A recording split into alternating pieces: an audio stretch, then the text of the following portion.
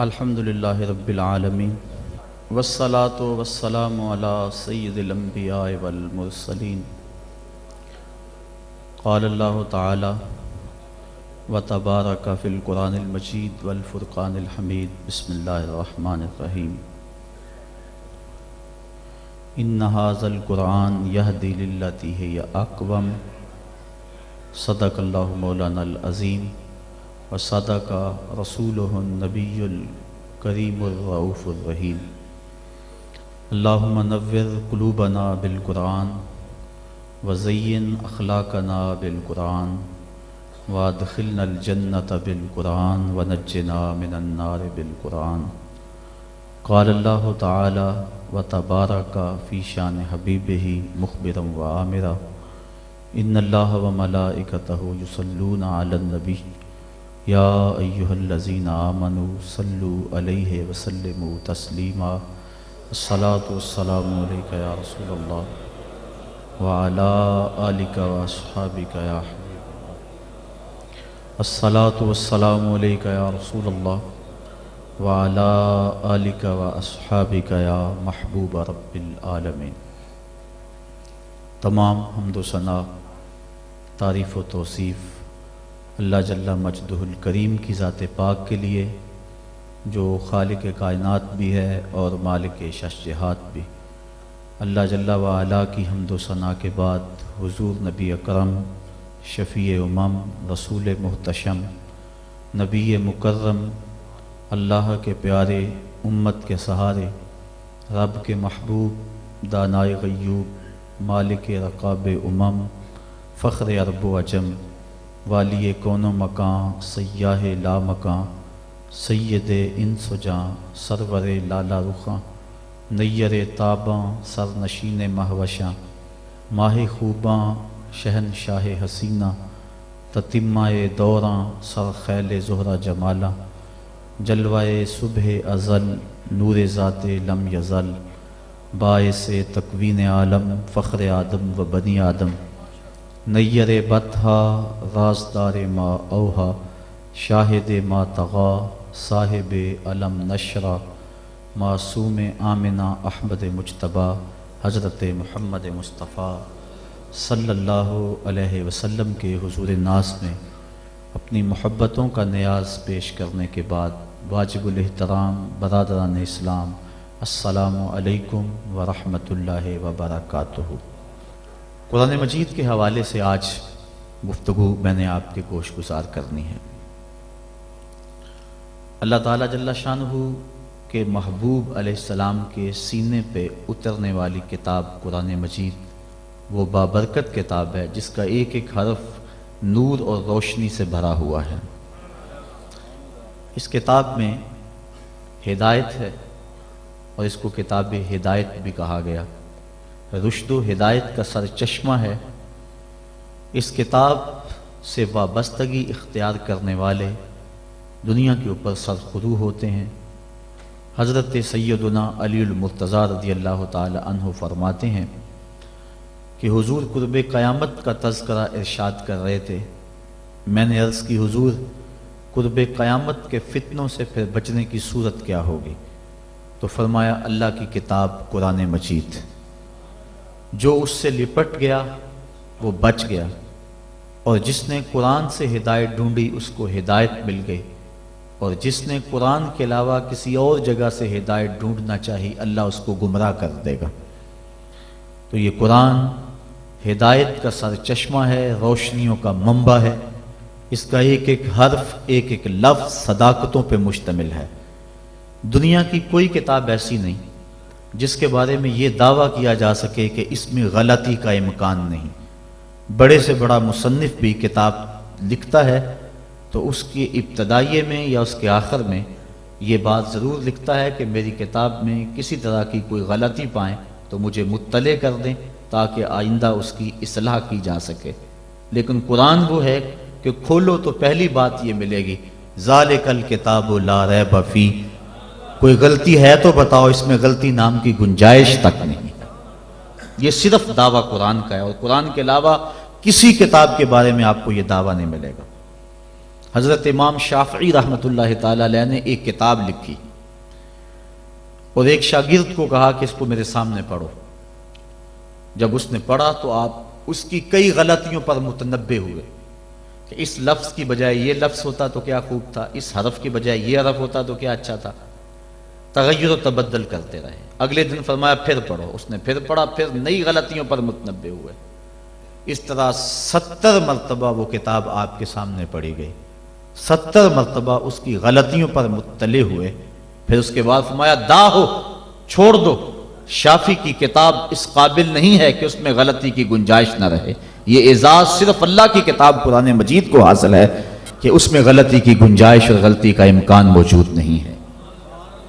یہ صرف کتاب اللہ ہے قرآن مجید کہ جس میں غلطی کا امکان تک نہیں ہے۔ اور دنیا کے بڑے بڑے دانشور، دنیا کے بڑے بڑے ادیب، شاعر، ان کو بطور تحدی یہ کہا گیا اگر اس کتاب میں تم شک پاتے ہو جو ہم نے اپنے بندہ خاص پہ نازل کی تو اس کی مثل ایک صورت ہی لا کے دکھاؤ۔ تو پھر آج تک کوئی نہیں لا سکا، ممکن ہی نہیں ہے۔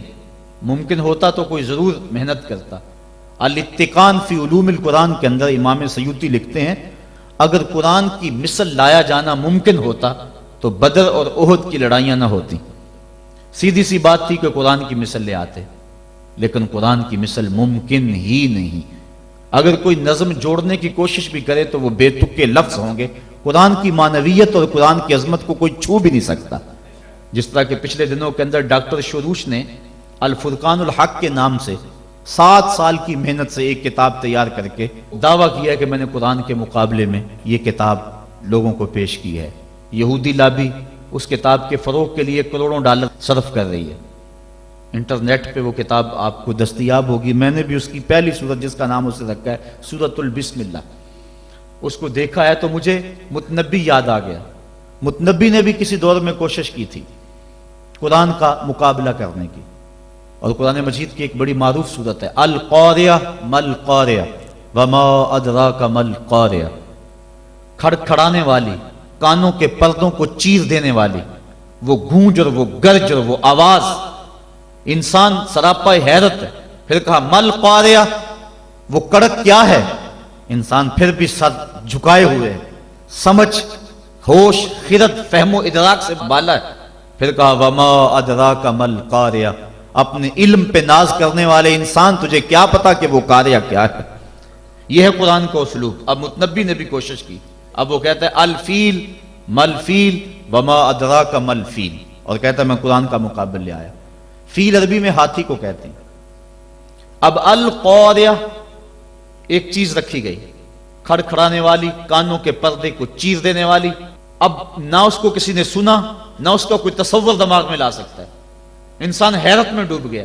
پھر دوسرا سوال اس کے اوپر وارد ہوتا ہے مل قاریہ، حیرت ختم نہیں ہوتی۔ پھر کہا وما ادراک مل قاریہ، اور پھر بتایا اس نے انسان پتنگوں کی طرح زمین پہ بکھرے ہوئے پڑے ہوں گے، کوئی کسی کا کوئی پرسان حال نہیں ہوگا۔ اللہ تعالیٰ پورے قہر و جلال میں ہوگا، اور اللہ تعالیٰ پوچھے گا این المتکبرون، تکبر کرنے والے کہاں ہیں؟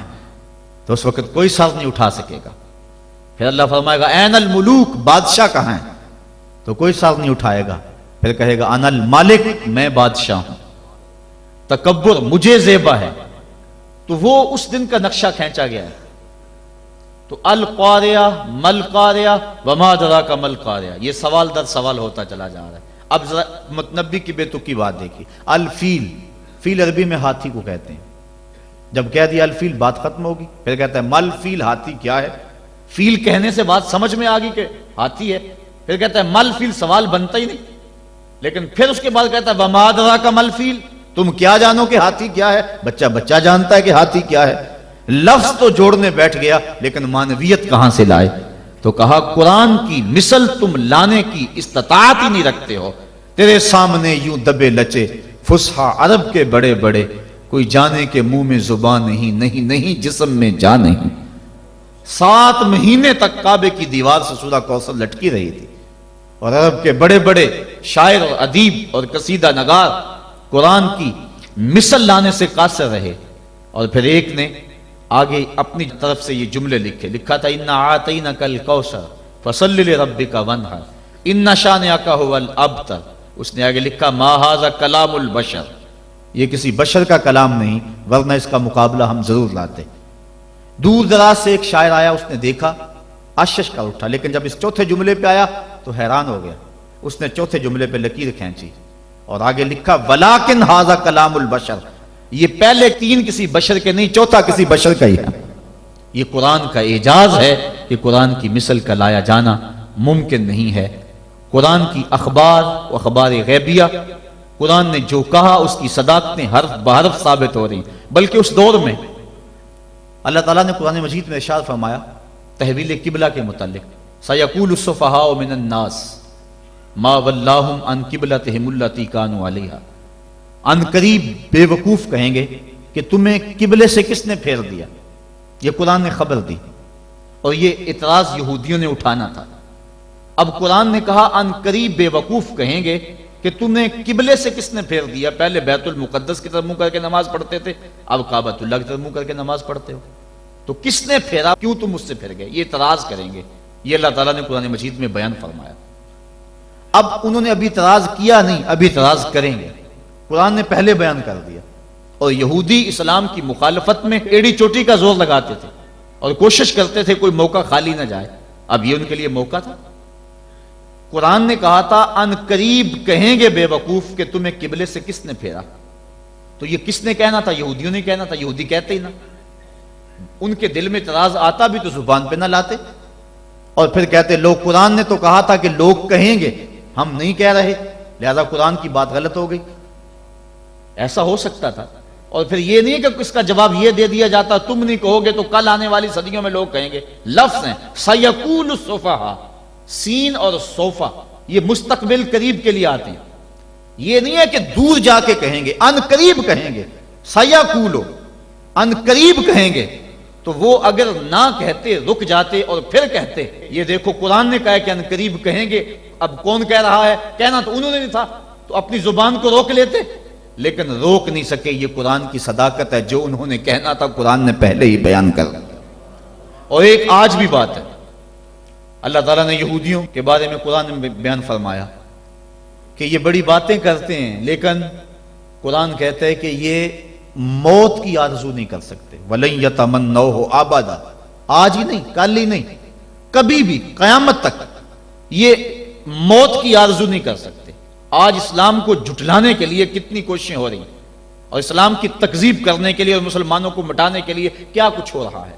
قرآن مجید کی آیت ان کو بھی نظر آتی ہے تو وہ تمنا کر لیں کسی فورم پہ آ کے کہ قرآن تو کہتا ہے یہودی موت کی آرزو نہیں کر سکتے، ہمیں موت کی تمنا ہے، ہم مرنا چاہتے ہیں، ہمارے دل میں امنگ ہے مرنے کی۔ وہ کسی فورم پہ آ کے یہ بات کہیں اور کہیں کہ دیکھو قرآن نے تو کہا تھا کہ تم کبھی آرزو نہیں کر سکتے، ہم تو آرزو کر رہے ہیں، لیکن نہ انہیں کل اس بات کی توفیق ہوئی تھی جو قرآن نے سیقول السفہاء کے اندر کہا، اور نہ قیامت کے اندر اس بات کی توفیق ہو سکتی ہے۔ یہ قرآن کی صداقت ہے، قرآن کی صداقتوں کا منہ بولتا ہوا ثبوت ہے کہ قیامت تک قرآن کی صداقتوں کا سورج چمکتا رہے گا، اور اس سورج کو کوئی بھی گدلا نہیں سکتا، دھندلا نہیں سکتا، اس کی روشنی کو کوئی مات نہیں کر سکتا۔ یہ اللہ کی وہ سچی کتاب ہے، اللہ کی وہ پاکیزہ اور مطہر کتاب ہے جو حجت بھی ہے اور ضابطہ اخلاق بھی ہے اور ضابطہ حیات بھی ہے۔ دنیا کے اوپر جتنی بھی کتابیں نازل ہوئی ہیں وہ ضابطے تو ہیں لیکن حجت نہیں ہے، لیکن ہمارے نبی ہمارے آقا و مولا صلی اللہ علیہ وسلم کے اوپر جو کتاب نازل ہوئی ہے یہ حجت بھی ہے، دلیل بھی ہے۔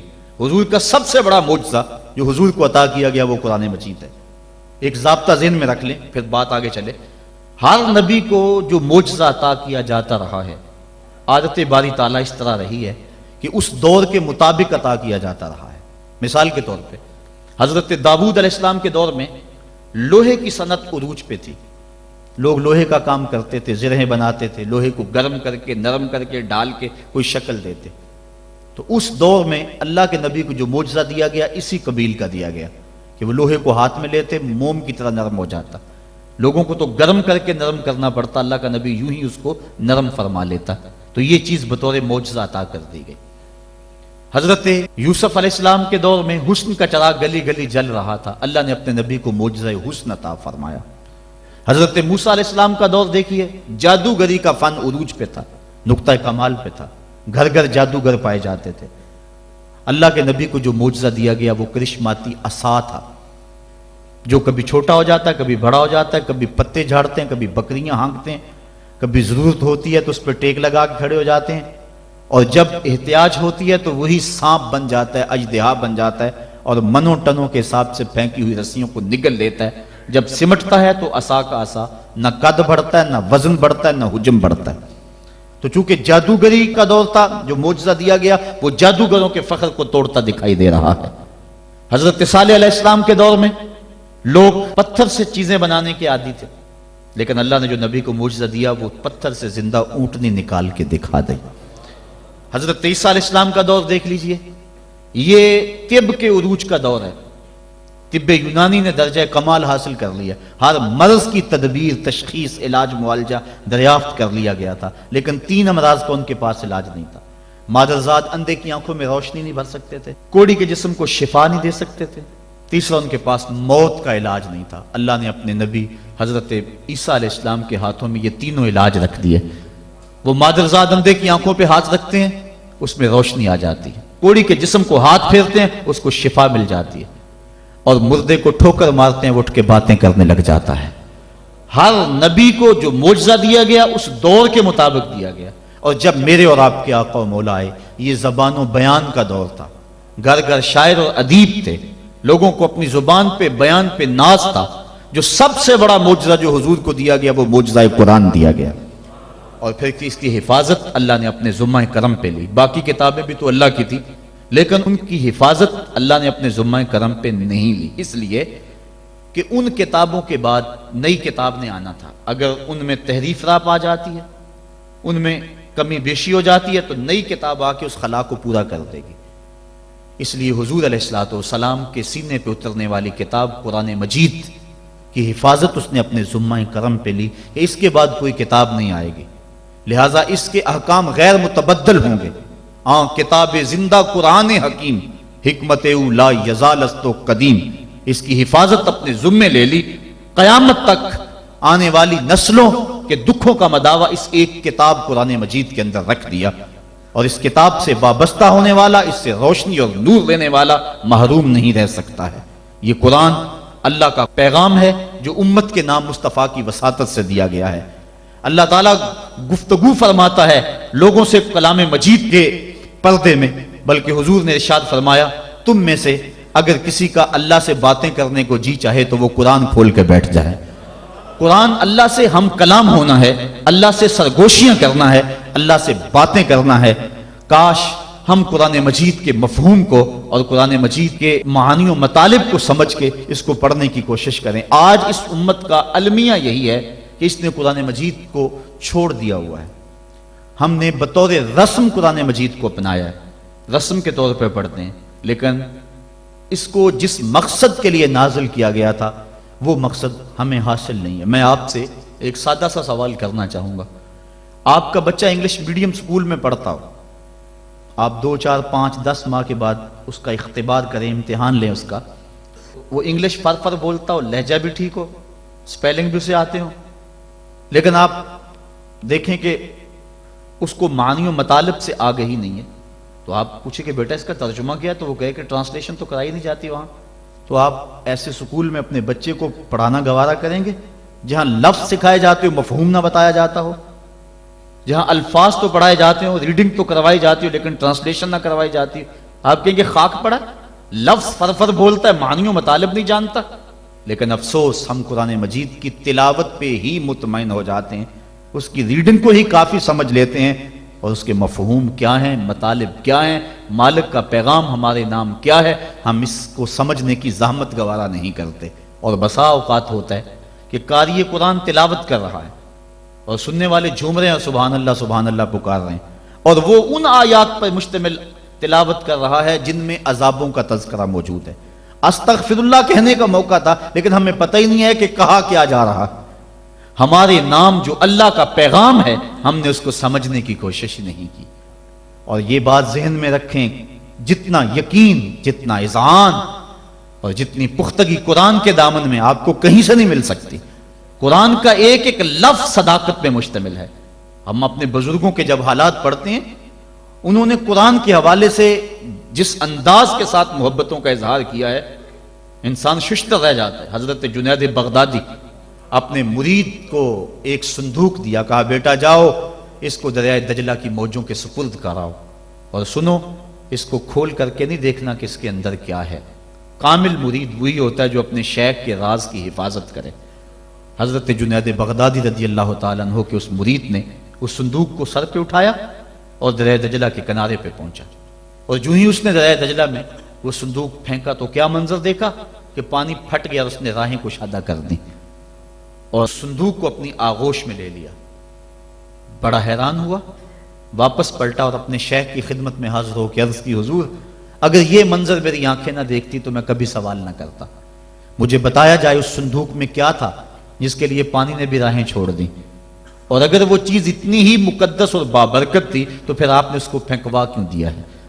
یہ مہمہ بن گیا میرے لیے، جب تک آپ بتائیں گے نہیں مجھے قرار نہیں آئے گا۔ فرمایا بیٹا ہاں تم نے اپنی آنکھوں سے منظر ہی ایسا دیکھا ہے، جب تک میں اس سے پردہ نہ اٹھاؤں تمہارا اضطراب دور نہیں ہوگا۔ کہا سنو، میں نے 12 سال کی محنت شاقہ سے تصوف کے رموز و غوامض اور اسرار پر ایک کتاب لکھی تھی، اور پھر 12 سال میں اس کی نوک پلک سنوارتا رہا کہ اس کا کوئی جملہ شریعت کے مزاج سے ہٹ کر نہ لکھا گیا ہو، اور پھر 12 سال میں سوچتا رہا اس کتاب کو لوگوں تک پہنچاؤں کہ نہ پہنچاؤں۔ آج 36 سال بیت گئے ہیں، میں نے سوچا ہے قرآن کے ہوتے ہوئے لوگوں کو جنید کی کسی کتاب کی ضرورت نہیں ہے۔ یہ وہ کتاب تھی جو میری 36 سال کی کمائی تھی، میں نے دریا برد کر دی ہے کہ قرآن کے ہوتے ہوئے لوگوں کو جنید کی کسی کتاب کی ضرورت نہیں ہے۔ اتنی کافی ہے، اتنی وافی ہے، شفا دیتی ہے، روشنی بانٹتی ہے، نور دیتی ہے، ایک ایک حرف صداقتوں پہ مشتمل ہے۔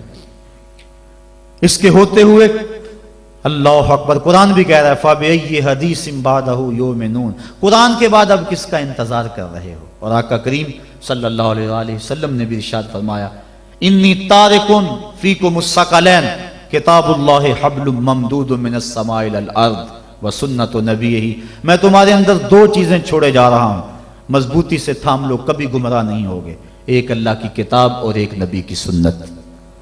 کتاب دین کی تھیوری ہے اور سنت اسلام کا پریکٹیکل ہے۔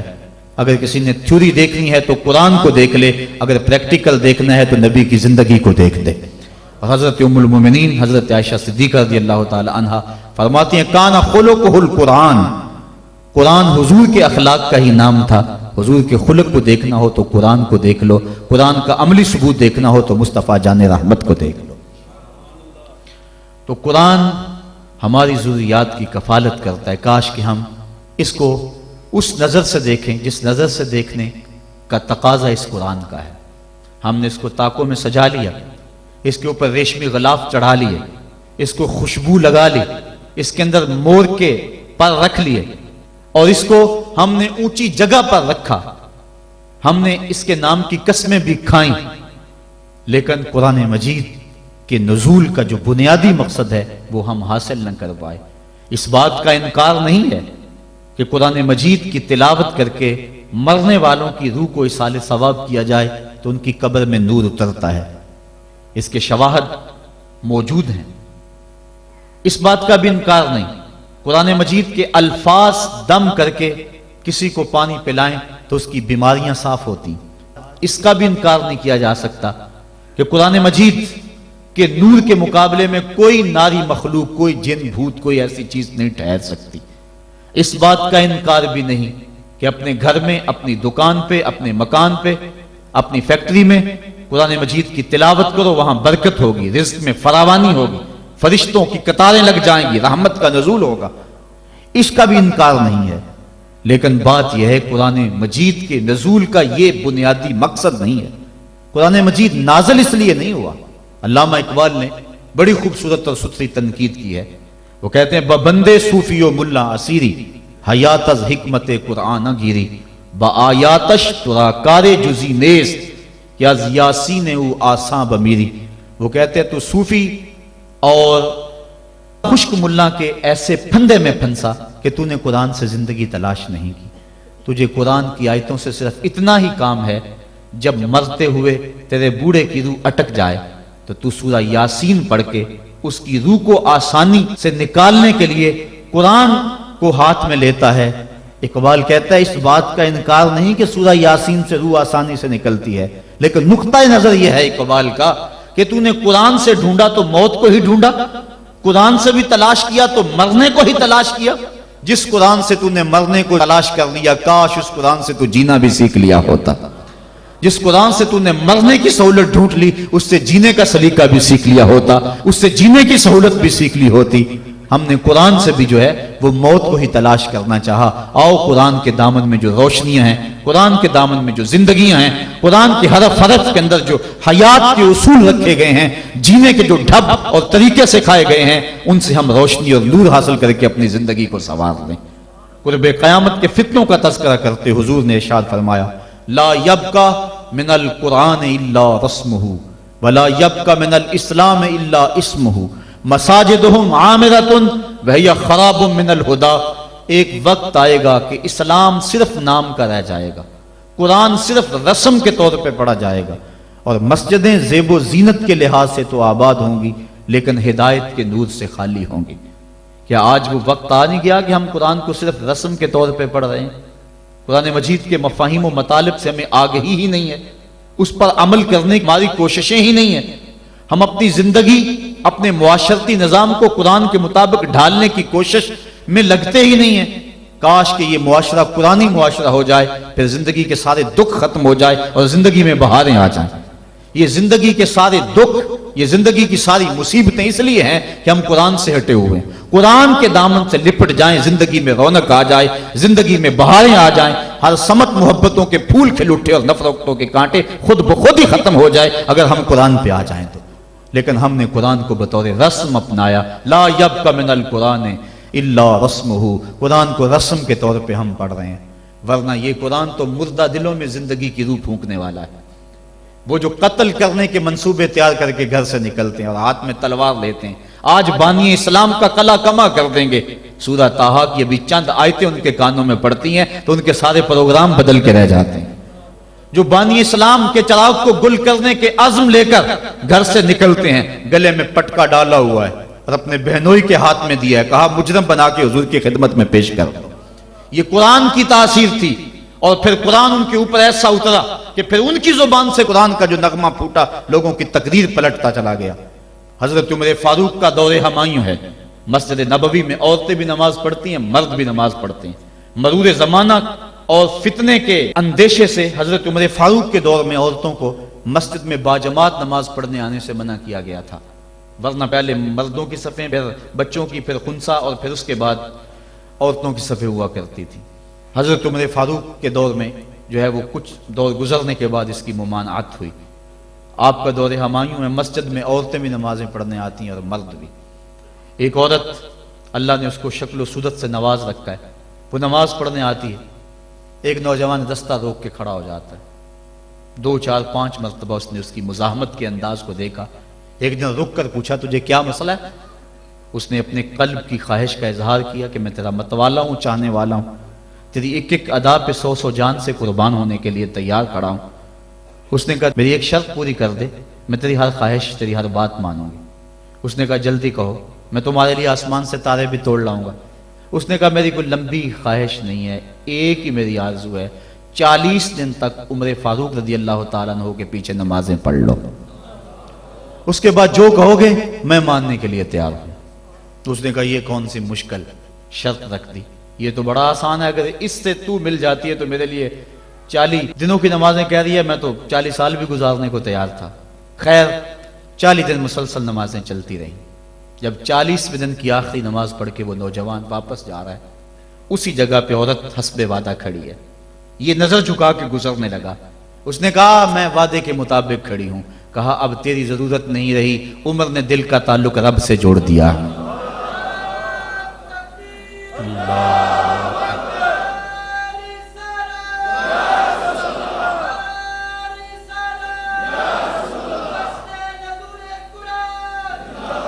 اگر ہم 40 سال ہمارے پیچھے لوگ نمازیں پڑھتے رہیں اور ان میں تبدیلی نہ آئے تو پھر ہمیں سوچنا چاہیے نا، مجھے سوچنا چاہیے کہ 40 سال ہو گئے ایک بندہ میرے پیچھے نماز پڑھا، اس میں تبدیلی نہیں آ رہی. 40 دن نماز پڑھی، قرآن دل سے نکلا اور زبان کے ذریعے سے دل میں پیوست ہو گیا، دل کی دنیا بدل گئی. کاش کہ وہ لوگ دوبارہ منصہ شہود پہ آ جائیں اور وہ لوگ دوبارہ مسلوں کی زینت بن جائیں، جن کے لبوں سے قرآن جب نکلتا ہے تو فرشتے بھی آفرین آفرین کرتے ہیں، اور قرآن دلوں پہ اثر کرتا ہے اور دلوں کے زنگ اترتے ہیں اور روحوں کو قرار ملتا ہے.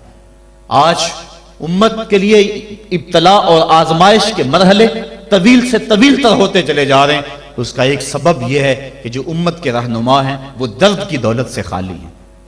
واعظ قوم کی وہ پختہ خیالی نہ رہی، برق طبعی نہ رہی، شعلہ میں کالی نہ رہی، رہ گئی رسم آذاں روح بلالی نہ رہی، فلسفہ رہ گیا تلقین غزالی نہ رہی، مسجد مرثیہ خواہیں کہ نمازی نہ رہے، یعنی صاحب اوصاف وہ حجازی نہ رہے. آج ہمارے اندر کچھ نہیں رہا، دم خم ہی نہیں رہا، ورنہ اس امت کا بکھرا ہوا شرازہ آج بھی متحد ہو سکتا تھا. آج پوری امت جس طرح دھکے کھا رہی ہے، کس کے سامنے نہیں ہے حالات. کبھی ہمارا کردار لوگوں کو زندگی کی راہیں دکھایا کرتا تھا، آج ہمیں دیکھ کے لوگ دین سے بدظن ہوتے چلے جا رہے ہیں. حضرت نبی رحمت صلی اللہ علیہ وآلہ وسلم کی سیرت پر مشتمل ایک کتاب لکھی گئی ہے، عرب کا چاند، اور اس کا رائٹر ہے سوامی لکشمن پرشاد، انڈیا کا رہنے والا ہے. اس نے حضور کی سیرت پر 200-250 صفحات پر مشتمل کتاب لکھی. بچپن میں میری نظر سے بھی گزری، بڑے ذوق سے اس کو پڑھا تھا. سوامی لکشمن پرشاد سے انٹرویو کیا گیا کہ تو نے حضور کی سیرت پہ کتاب لکھی ہے، اتنا بڑا کام کیا، تو کلمہ پڑھ کے حضور کا غلام کیوں نہیں بن جاتا؟ جس انداز سے تو نے محبت کے موتی بکھیرے ہیں اور الفتوں کے پھول اس کتاب میں تو نے اگائے ہیں، تو کیوں نہیں کلمہ پڑھ کے حضور کا غلام بن جاتا؟ تو لالو کا جواب سنیے، ہماری آنکھیں کھول دینے کے لیے کافی ہے، اور اتنا زناٹے دار تماچا ہے، اگر ہم محسوس کریں تو صدیوں اس کی کسک نہ جائے، اگر نہ محسوس کریں تو وہ ایک گاڑی کے پیچھے لکھا تھا عقل نہ ہو تو موجیں ہی موجاں، لیکن اگر سمجھنے کی بات ہو تو اتنی بڑی تنبیہ ہے کہ پاؤں کے نیچے سے زمین نکل جاتی ہے اور ہمیں اپنے وجود سے شرم آتی ہے، ہمارے جسم کا ایک ایک رواں پسینے سے شرابور ہو جاتا ہے. سوامی لکشمن پرشاد نے جواب دیا، کہا جب میں حضور کی سیرت لکھنے بیٹھا، بڑی بڑی امہات کتب سیر کو پڑھا، اور اس کے نتیجے میں نے یہ کتاب تیار کی ہے. حضور کی سیرت کے روشن گوشے اور حضور کی زندگی کے درخشاں باب جب میں نے دیکھے تو یہ جذبہ میرے دل میں انگڑائیاں لینے لگا کہ میں دیر کیوں کرتا ہوں، حضور کا غلام کیوں نہیں بن جاتا. لیکن جب میں مسلمانوں کے کردار کو دیکھتا ہوں تو میں کہتا ہوں میں ہندو ہی ٹھیک ہوں. ہمارا کردار لوگوں کے ایمان کے راستے میں رکاوٹ بنا ہوا ہے. جب امریکہ کے خلاف نعرے لگ رہے تھے، ان نعرے لگانے والوں میں میں بھی شامل تھا، لیکن ایک بات میں نے کہی تھی، میں نے کہا آج ہم دنیا کی اس طاقت کے ساتھ ٹکر دینے کی بات تو کرتے ہیں، لیکن ہم نے کبھی اپنے کردار کو جھانک کر کے بھی دیکھا؟ جس بستی، جس شہر اور جس ملک کی حالت یہ ہے کہ واٹر کولر کے اوپر لگے ہوئے جو گلاس ہیں وہ بھی زنجیروں سے باندھے ہوئے ہوں، وہ قوم امریکہ جیسی قوم سے ٹکر نہیں کر سکتی ہے. مسجدوں کی لیٹرینوں کے گندے لوٹے بھی سنگلیوں سے باندھنے پڑے. جس قوم کا یہ کردار ہے، کیا وہ قوم پنپ سکتی ہے، جہان میں نشو و نما پا سکتی ہے؟ ہم تو اس قدر گراوٹ کا شکار ہیں، ہم اس قدر گرے ہوئے ہیں کہ ہماری لیٹرینوں کے گندے لوٹے وہ بھی باندھ کے رکھنے پڑتے ہیں، ورنہ ہم اتنے چور ہیں کہ وہ بھی اٹھا کے لے جائیں. تو جس قوم کا یہ حال ہو، وہ قوم کیا دنیا کی طاقتور قوموں کی آنکھوں میں آنکھیں ڈال کے بات کر سکتی ہے؟ آج ہمارا المیہ یہی ہے، ہمارے پاس سب کچھ ہے، لیکن ہمارے پاس وہ ایمان کی حرارت نہیں رہی، وہ دیانت نہیں رہی، وہ روشنی اور وہ نور نہیں رہا، وہ ہمارے پاس وہ اجالے نہیں رہے. قرآن نے ہمیں جو زندگی گزارنے کا ڈھب دیا ہے، ہمارے پاس وہ ڈھب نہیں رہا. ہماری زندہ لاشیں لوگوں کے ایمان کے راستے میں رکاوٹ بنی ہوئی ہیں، ورنہ ہم اپنے صدر اسلام میں دیکھتے ہیں اور بعد کی کہانیاں پڑھتے ہیں تو دنگ رہ جاتے ہیں. امام محمد کا جنازہ اٹھتا ہے تو ایک یہودی آگے بڑھ کے جنازے کی چارپائی کو کندھا دینے کی خواہش کرتے ہوئے آگے بڑھتا ہے، اور جو ہی کندھا امام محمد کے جنازے کی چارپائی پہ چھوتا ہے تو اس کے لبوں پہ کلمہ جاری ہو جاتا ہے. ہمارے بزرگوں کی لاشیں بھی دین دیا کرتی تھی، ان کی میتیں بھی لوگوں کو کلمہ دیا کرتی تھی، اور ہماری زندہ لاشیں لوگوں کو اسلام سے ہٹا رہی ہیں۔ میں نے اور آپ نے اپنے رویے کو دیکھنا ہے، اپنے عمل پہ غور کرنا ہے، علماء نے اپنے منصب کو دیکھنا ہے، جو صوفیاء اعظام ہیں، مشائخ ہیں، انہوں نے اپنے منصب کو دیکھنا ہے، اور جو عوام ہیں انہوں نے اپنے منصب کو دیکھنا ہے۔ تیرے صوفے ہیں فرنگی، تیرے کالی ہیں ایرانی، خون کے آنسو رلاتی ہے جوانوں کی تن آسانی، ہر کوئی مست مئے ذوق تن آسانی ہے۔ تم مسلمان ہو یہ انداز مسلمانی ہے، حیدری فقر ہے نئے دولت عثمانی ہے، تم کو اسلاف سے کیا نسبت روحانی ہے، وہ معزز تھے زمانے میں مسلمان ہو کر، تم خار ہوئے ہو تارک قرآن ہو کر۔ ہماری ذلت، ہماری پستی، ہماری زبونحالی کی وجہ یہ ہے کہ ہم نے قرآن سے ناطہ توڑ لیا ہے۔ آئیے قرآن سے ٹوٹا ہوا ناطہ دوبارہ جوڑیں اور صحیح معنوں میں مسلمان بن جائیں۔ جب صحیح معنوں میں مسلمان بن جائیں گے تو دنیا کی بڑی طاقتیں ہمارے سامنے خم ہو جائیں گی۔ ہم تو 313 ہو کے نہیں دبے تھے، اب تو دنیا کی ایک بہت بڑی قوت ہے اہل ایمان۔ تو آئیے ہم قرآن مجید سے اپنے رابطے کو مضبوط تر کریں اور قرآن مجید کی جو تعلیمات ہیں ان تعلیمات کو اپنے معاشرے میں نافذ کرنے کی کوشش کریں۔ دیکھیے ہمارا معاشرہ اس وقت جس بد امنی کا شکار ہے، اور جو مالی وسائل اس وقت ہمارے پاس موجود ہیں اور آسائشیں اللہ کی طرف سے اس وقت برس چکی ہیں ہمارے اوپر، اس کے باوجود ہر طرف بے یقینی، بے نوری اور عدم اطمینان، اس کی بنیادی وجہ چونکہ طمانیت دولت میں نہیں ہے، یہ بات ذہن میں رکھیں، طمانیت لمبی گاڑیوں میں نہیں ہے، سکون کی دولت خوبصورت عورت کے پہلو میں نہیں ہے، طمانیت تمہیں ملے گی تو اللہ کی یاد میں ملے گی، طمانیت ملے گی تو ذکر الہی میں ملے گی، طمانیت تمہیں ملے گی، سکون کی دولت ملے گی تو قرآن کے دامن سے ملے گی۔ آج اتنا کچھ ہونے کے باوجود بھی رسوائیاں ہمارا مقدر ہیں، ذلت ہمارا مقدر ہیں، اور آج ہمارا وجود امت مسلمہ کے لیے ایک داغ کی حیثیت رکھتا ہے۔ یہ ایک ایسا دکھڑا ہے کہ میں کس انداز سے اس بات کو آپ کے سامنے رکھوں، یہ اندر کی کیفیت ہے۔ اللہ تعالیٰ اس امت کو کھویا ہوا وقار عطا کر دے اور ہم اس جگہ پہ آ جائیں جس جگہ سے ہٹ کے ہم چلے گئے ہیں۔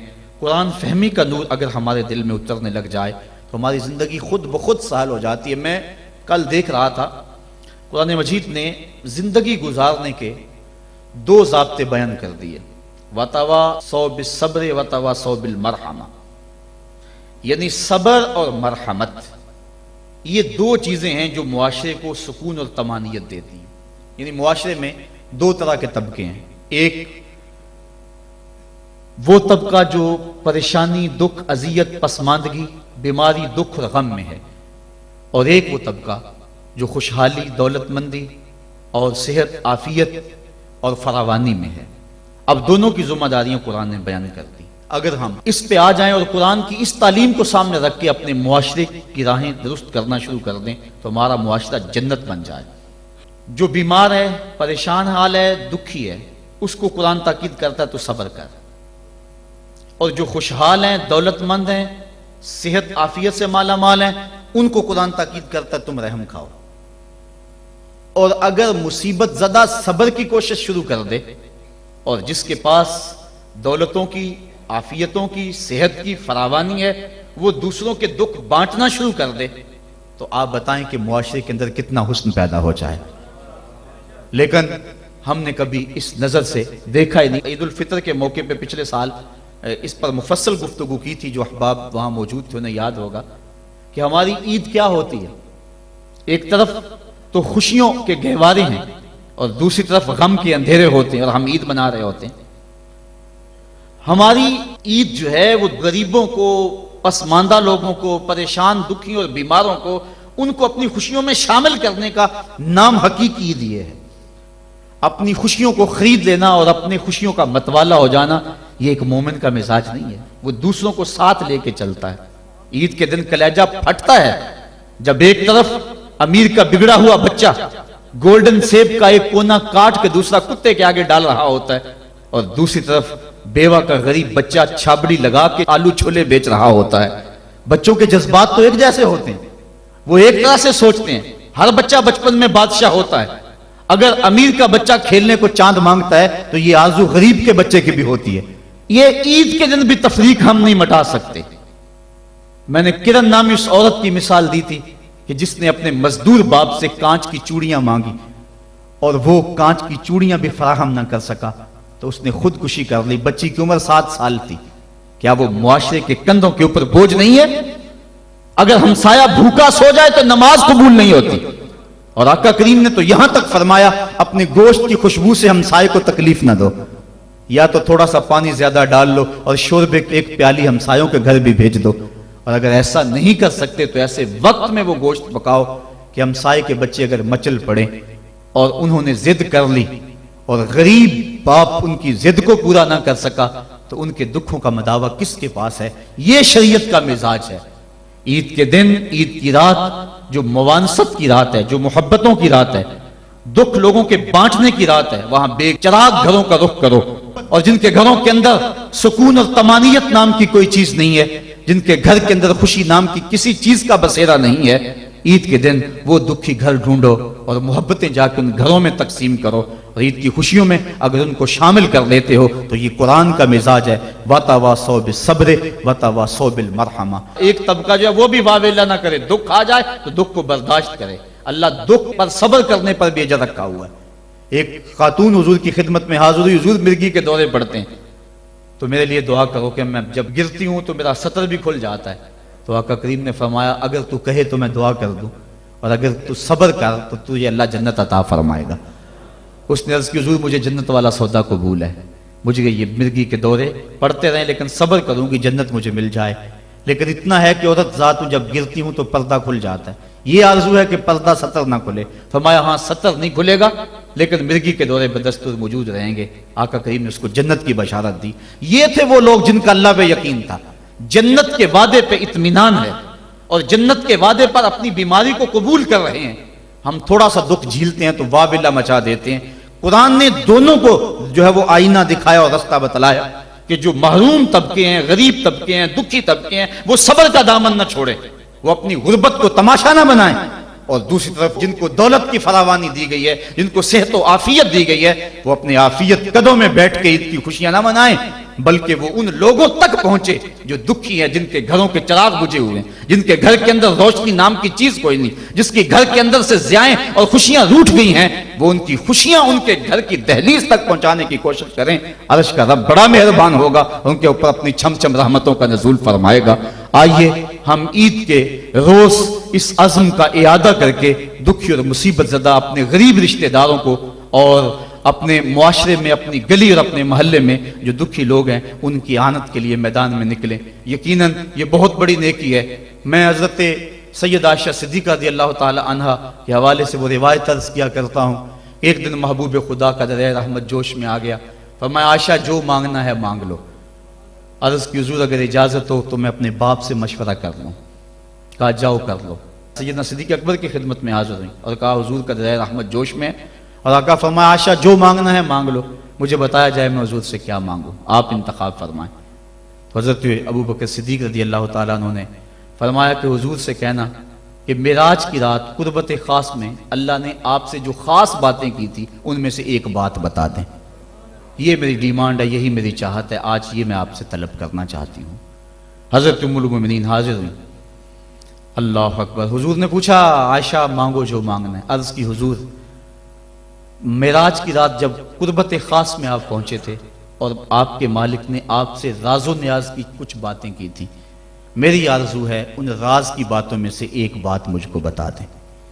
حضور مسکرانے لگے اس بات پہ کہ ابو بکر صدیق کا انتخاب کیسا ہے، اور پھر اگر وہ راز کی بات بتا دوں پھر راز تو نہ رہا، لیکن چونکہ وعدہ کیا ہوا تھا. فرمایا عائشہ سنو، جب میں قرب خاص میں پہنچا تو میرے مالک نے مجھ سے جو خاص باتیں فرمائیں ان میں سے ایک بات یہ تھی، اے میرے محبوب اگر تیری امت میں سے کوئی شخص کسی ٹوٹے ہوئے دل کو جوڑ دے گا تو میرے اوپر لازم ہے کہ بغیر حساب کے جنت عطا فرما دو. تو حضرت عائشہ صدیقہ رضی اللہ تعالیٰ عنہ بہت خوش ہوئی. حضرت صدیق اکبر نے بتایا ہوا تھا کہ جو حضور کہیں وہ مجھے ضرور بتانا ہے. حاضر ہوئی اور آ کے کہا آپ رونے لگے. کہا بات رونے والی تو نہیں ہے، بات تو خوش ہونے والی ہے. بسا اوقات کسی کا دل ہم جوڑ دیتے ہیں، کوئی کسی کو قرضہ دے دیا، دکھی کے کام آگے کسی بھوکے کو کھانا کھلا دیا، یہ تو کام بن گیا، جنت کے راستے آسان ہوئے۔ کہا میں اس کو دوسرے پہلو سے دیکھ رہا ہوں، تصویر کا دوسرا رخ دیکھ رہا ہوں، میں اس کو ذرا معکوس دیکھ رہا ہوں۔ اگر کوئی کسی کا ٹوٹا ہوا دل جوڑ دے تو بغیر حساب کے اللہ کے اوپر واجب ہے کہ وہ جنت میں بھیجے گا، تو اگر کوئی کسی کا دل توڑ بیٹھے تو ہم دیکھیں کہ ہم اپنے عمل سے، اپنے رویے سے کسی کا دل تو نہیں توڑتے۔ ہم عید کی نمائش اس انداز سے تو نہیں کرتے کہ غریب کو اس کا دکھ زیادہ لگنے لگ جاتا ہے۔ وہ کسی مفکر نے کہا تھا نا کہ آپ اپنی آسائش نہ چھوڑیں، نماز چھوڑ دیں تو غریبوں کے دکھ ختم ہو جائیں، لیکن ہم نے کبھی اس نقطہ نظر سے نہیں سوچا۔ آئیے ہم معاشرے کی اس اونچ نیچ کو ختم کرنے کے لیے عملی طور پہ کوشش کریں۔ یہ ایک اہم پیغام تھا، میں آپ تک پہنچانا چاہتا تھا۔ اس پیغام کو لے لیں، پلے باندھ لیں اور اس کو گلی گلی پہنچانے کی کوشش کریں اور معاشرے کے دکھ بانٹیں۔ یہی بہت بڑی نیکی ہے۔ اللہ مجھے آپ کو توفیق عمل عطا فرمائے کہ ہم اللہ کے بتائے ہوئے دین کے مطابق اور قرآن کے بتائے ہوئے راستے کے مطابق زندگی گزاریں۔